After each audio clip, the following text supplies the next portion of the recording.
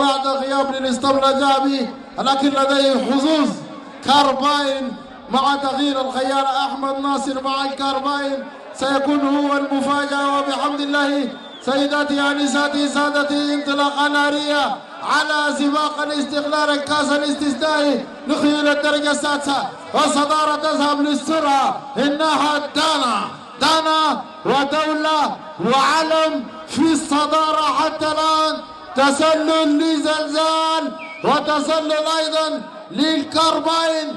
الصمود ما زال متأخرا، هاي تأخرت للغاية في مؤخرة وزيل الخيول، ولكن السرعة تذهب لعلم وتذهب أيضا للدانا. الصمود في مركز ثالث يتمركز جيدا حتى الآن.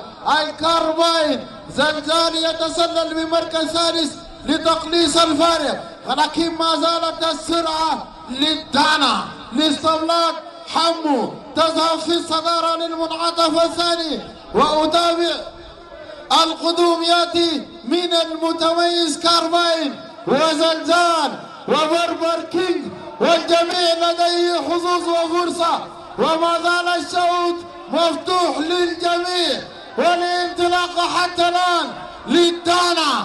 الصمود يأتي، زلزال أحد المفاجآت يأتي، ولكن هيهات للمرشح الأقوى من خارج الخارج.